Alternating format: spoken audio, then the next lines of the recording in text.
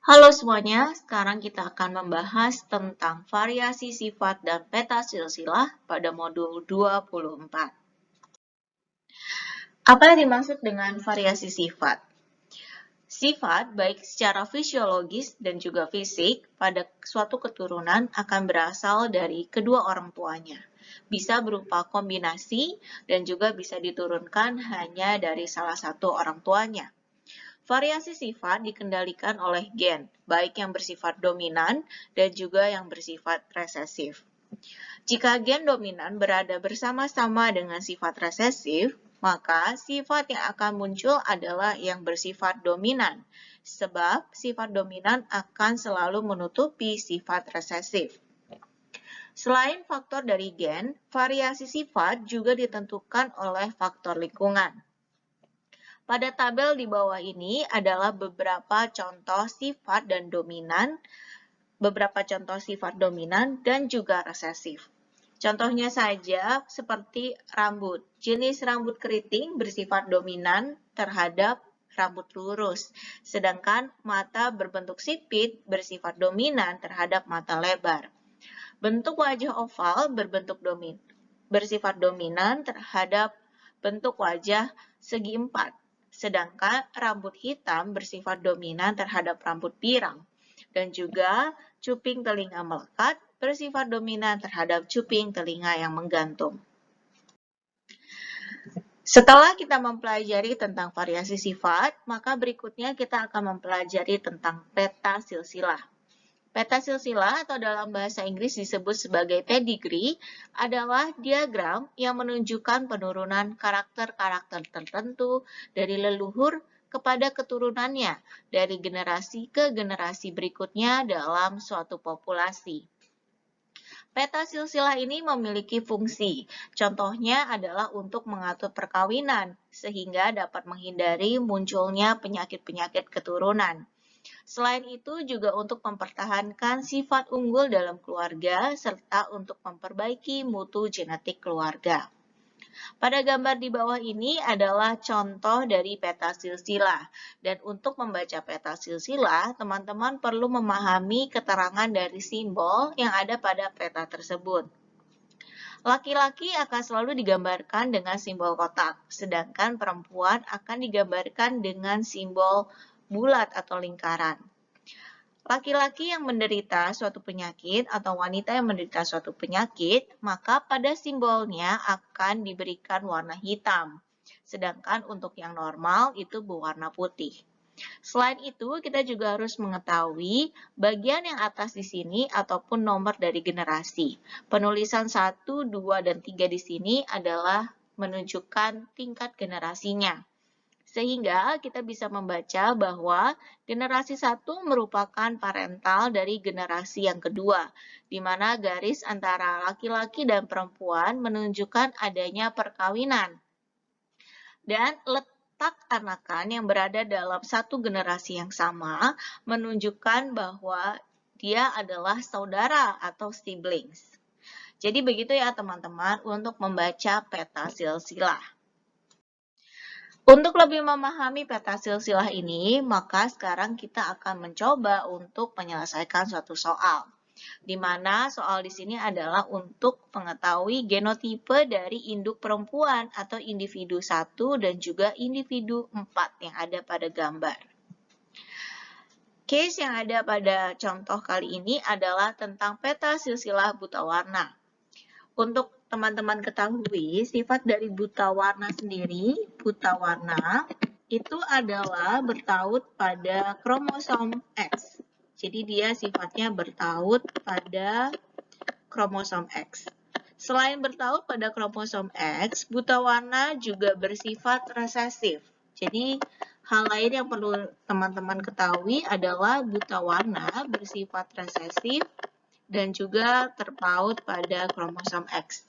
Maka langkah pertama yang perlu teman-teman lakukan adalah menuliskan genotipe dari anakannya. Berikut adalah pembahasan dari soal berikut. Pertama-tama, sebelum kita mencoba untuk mengerjakan soal, maka teman-teman harus bisa menuliskan atau mengetahui genotipe pada penderita buta warna dan juga pada individu yang normal. Kita bisa melihat bahwa buta warna selalu bertaut pada kromosom X dan bersifat resesif. Oleh karena itu, XB kecil dalam hal ini menunjukkan alel buta warna, sedangkan untuk XB besar ini akan menunjukkan alel yang normal. Hal pertama yang perlu teman-teman kerjakan adalah menuliskan genotipe pada setiap individu yang ada.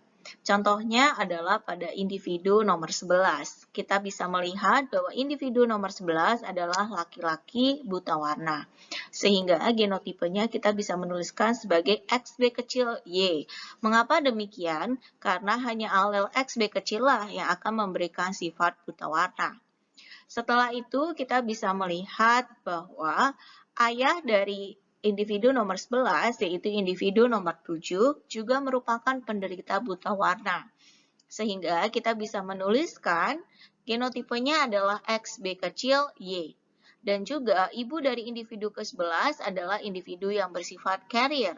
Individu carrier atau wanita carrier akan memiliki genotipe XB besar, XB kecil. Sehingga sebenarnya fenotipenya normal, namun dia bersifat carrier. Dari individu ke-8, kita bisa melihat bahwa ayah dari individu ke-8 adalah bersifat laki-laki buta warna, sehingga genotipenya pun adalah XB kecil Y. Namun kita bisa melihat bahwa adik atau saudara dari individu nomor 8 adalah laki-laki normal. Oleh karena itu, untuk laki-laki normal, maka genotipenya adalah XB besar Y.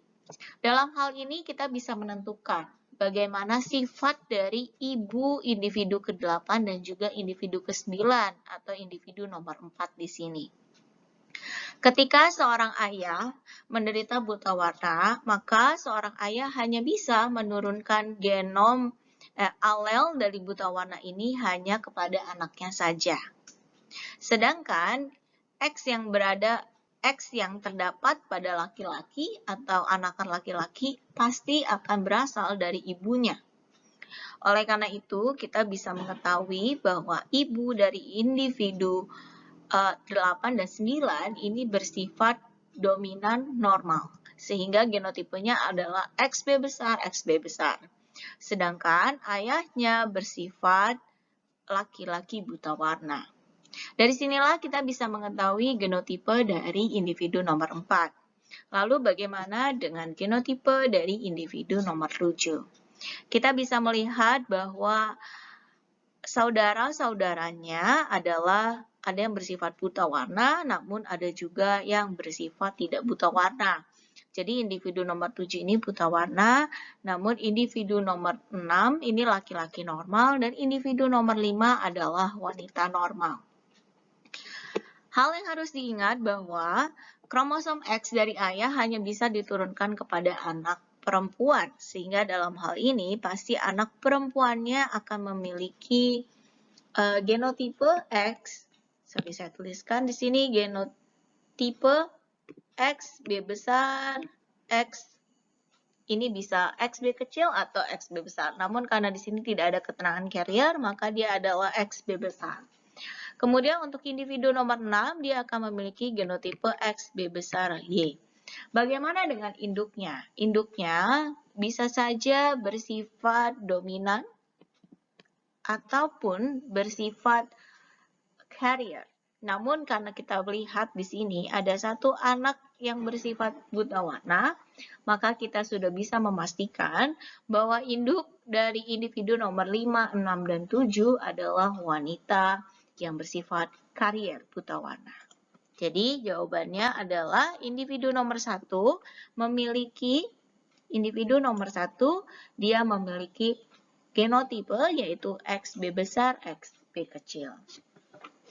Demikian teman-teman tentang peta silsilah. Dari peta silsilah ini kita bisa mengetahui bagaimana tentang leluhur dan anakan yang akan dihasilkan dari leluhur tersebut. Terkait materi tentang variasi sifat dan juga peta silsilah, kami menggunakan materi dari buku Biology A Global Approach karangan Campbell dan kawan-kawan yang diterbitkan di tahun 2018 oleh penerbit Pearson. Kami juga menggunakan buku biologi untuk SMA dan MA kelas 12 karangan Inang Nintias yang diterbitkan di tahun 2018 oleh penerbit Erlangga. Terima kasih sudah menonton video ini. Semoga bermanfaat dan sampai jumpa di video-video berikutnya.